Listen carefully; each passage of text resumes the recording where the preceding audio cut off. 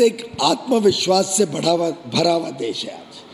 आज ये भारत ऐसा नहीं है कि कोई डरे बड़ी बड़ी शक्तियों से या बड़े देशों के प्रभाव में कोई ऐसा निर्णय करे जो देश हित में ना हो। आरसेप के बारे में जब गहराई से देखा और जो उसके मूल सिद्धांत थे जिस पे वो शुरू हुआ था, जब हमें दिखा कि वो मूल सिद्धांत पूरी तरीके से लागू नहीं हो रहे, पारदर्शी व्यवस्थाएं नहीं आ रही हैं बाजार में, पारदर्शी व्यवस्थाएं हमारे कुछ पड़ोसी देश नहीं लागू कर रहे हैं, अलग अलग प्रकार से जो चीज़ें उसमें तय हो रही थी वो भारत के एमएसएमई सेक्टर, छोटे व्यापारी, हमारे किसानों के लिए, हमारी डेयरी सेक्टर के लिए हित में नहीं थी।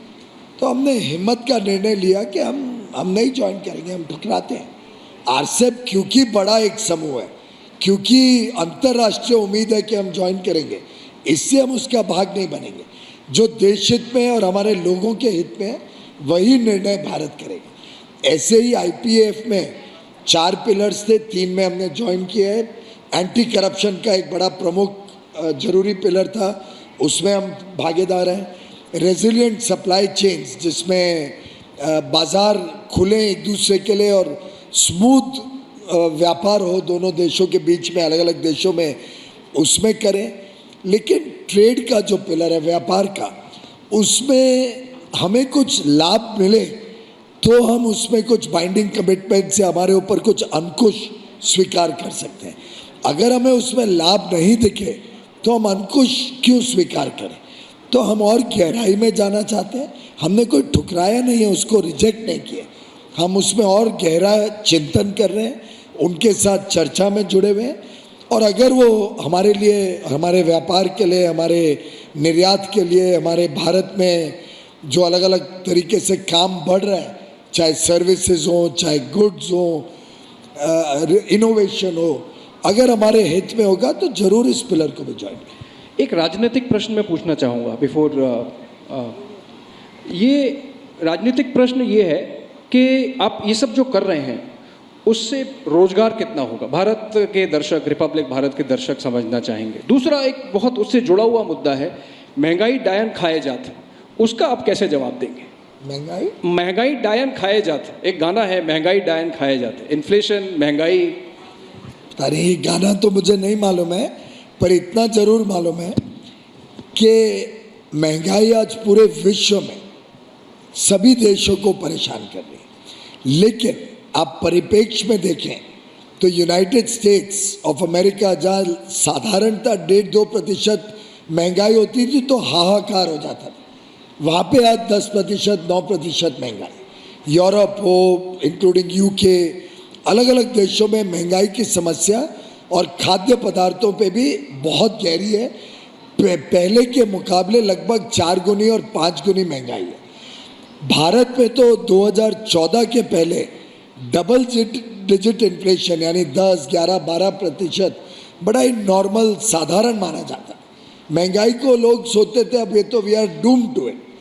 मोदी जी 2014 में आए, उसके बाद उन्होंने स्ट्रिक्ट महंगाई के ऊपर उसको कंट्रोल करने के लिए कई सारे स्टेप्स लिए, और उसमें भ्रष्टाचार से मुक्ति दिलाना भी एक बहुत ज़रूरी अहम कदम था, क्योंकि भ्रष्टाचार से भी महंगाई बढ़ती है।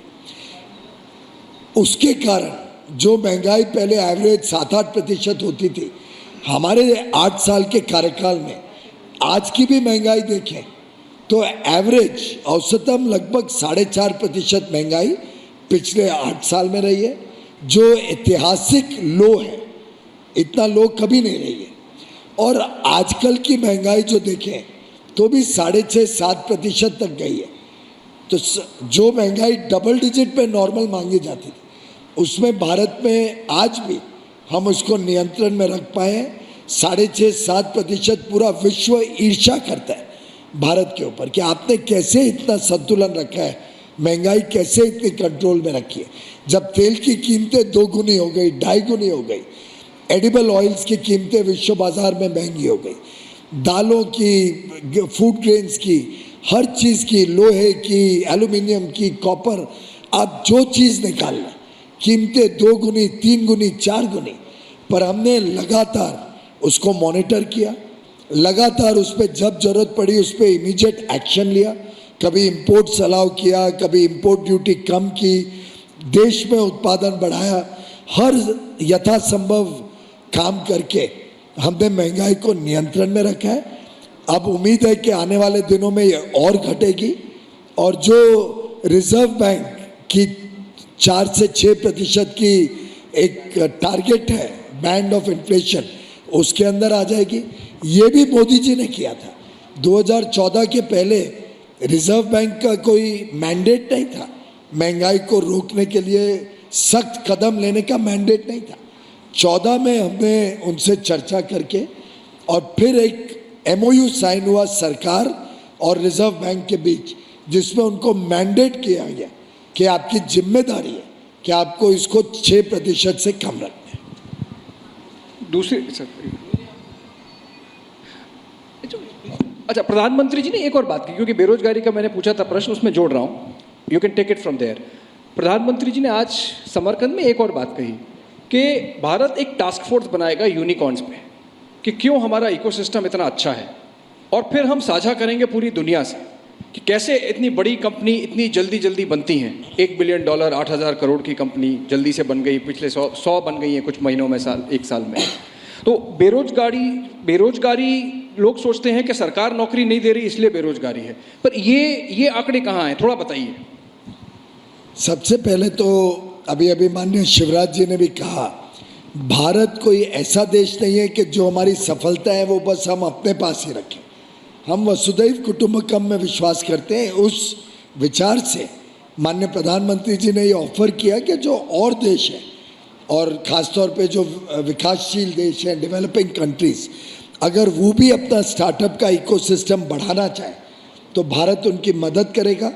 हमारे युवा युवतियों ने बहुत सफलताएं इसमें प्राप्त किया। आज 70,000 से अधिक स्टार्टअप्स हैं भारत में, लगभग 100 से अधिक यूनिकॉर्न्स अच्छा काम कर रही हैं, देश की सेवा कर रही है, अंतर्राष्ट्रीय बाजार में उनका नाम बना है। कई कंपनीज का फुटप्रिंट हम देखते हैं कि दुनिया भर में फैला है और इससे लाखों युवा युवतियों को काम भी मिला है और नौकरी भी मिली है।